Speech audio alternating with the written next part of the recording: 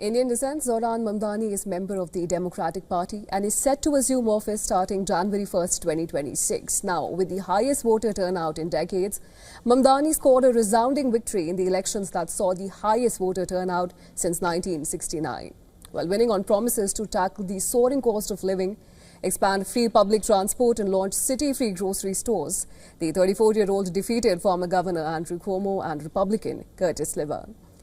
Well, with this, he has edged his place in history as the city's first Muslim mayor, the first of South Asian heritage, and the first born in Africa. He will also become the city's youngest mayor in more than a century when he takes office on the 1st of January. Born to filmmaker Meera Nair and Professor Mahmood Mamdani, Zohran Mamdani has lived in the United States since he was 7 years old, becoming a naturalized US citizen in 2018. He graduated in 2014 with a bachelor's degree majoring in Africana Studies. A year later, he ventured into the rap world under the alias Young Cardamom, but soon gave up that ambition to enter politics. In 2018, Zohran Mamdani was elected as a lawmaker from Queens, and in 2020, he defeated five-term incumbent Arabella Simotas in the Democratic primary and was elected to the New York State Assembly.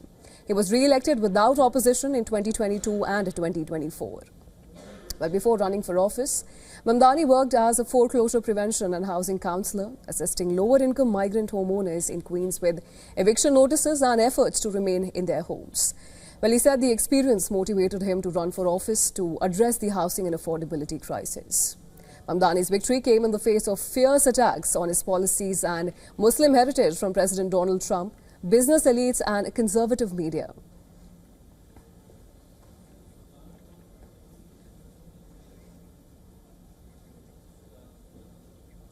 And for more on this, our correspondent Susan Tehrani has sent us this report from New York. Take a look. Zohran Mamdani has been elected as the next mayor of New York City, marking a political shift driven by voters frustrated by rising costs of rent and inequality. He campaigned on freezing rent, expanding transit access, and reshaping policing through community investment. The real test now will be turning those bold visions into workable actual policies in a city facing fiscal strain and deep divide. Beyond New York, Democrats also scored major wins in Virginia and New Jersey. Susan Tehrani reporting from New York for WION World is One.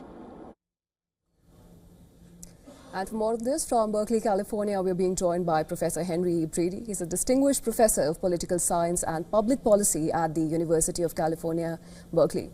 Thank you so much, Professor Brady, for joining us on the broadcast. Great to be here. Professor Brady, it's been a significant and a very strong night for Democrats. We've seen wins in New Jersey, Virginia and Pennsylvania. They signal a clear comeback for the Democratic Party. And now with Zohran Mamdani's win, how do you think that's going to affect the future of the Democratic Party? I think this is an important night for the Democrats. I think they got their voice back. There was another important election in California where the governor of the state put forth a proposition that basically fought against some redistricting plans that would have hurt the Democrats. And instead, he's proposing that California redraw its districts so that Democrats do better and counter the efforts by Donald Trump to essentially try to gerrymander the election.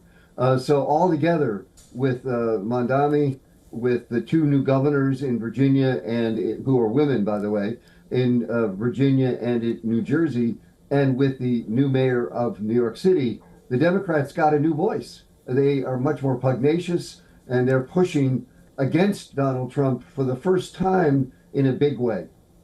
Absolutely, Professor Brady. And we saw Donald Trump threaten to cut New York City's federal funding if Mamdani won. And now with his victory, we've seen Donald Trump blame the government shutdown and also his absence from the ballot for that.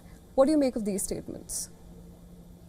Well, he claims that because he wasn't on the ballot, that's why things went badly. And there may be some truth to that. But the other bizarre thing he claimed was that the government shutdown, which is occurring right now in the United States, which is at least equally Republicans' fault as much as Democrats, that was one of the reasons that the Republicans did badly. Well, that was something that was within his power to deal with. He could have ended the government shutdown. So once again, it's a bizarre kind of approach that Donald Trump takes to governing, blaming everybody else for failure and always claiming that he's winning. Right. And having said that, Professor Brady, do you think that Trump is actually losing the war on affordability?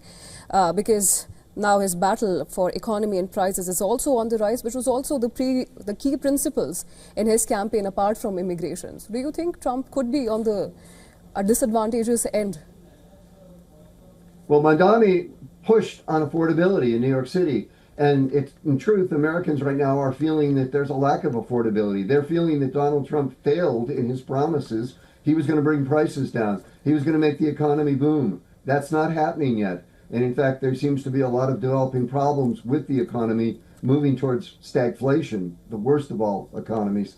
And as a result, I think he's losing that battle. And all of the candidates and all of the efforts by Democrats this time were very much focused on let's make America affordable again, and claiming, and I think with some reason, that they would try to do something about it.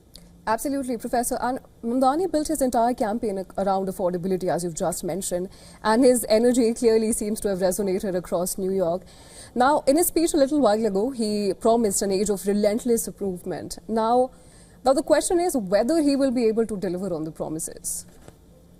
I think it's going to be tough. New York City is a very tough city to govern. There's been a lot of people who have failed to govern it effectively, and so then he's going to face a lot of resistance. And also there's a lot of people, especially Wall Street and the rich people in New York City, who are upset about his election. They feel he's a socialist and that he will bring socialist policies like rent control to the city, and they're opposed to that. So he's going to have a tough road ahead, but he's got some interesting ideas, and we'll see what happens.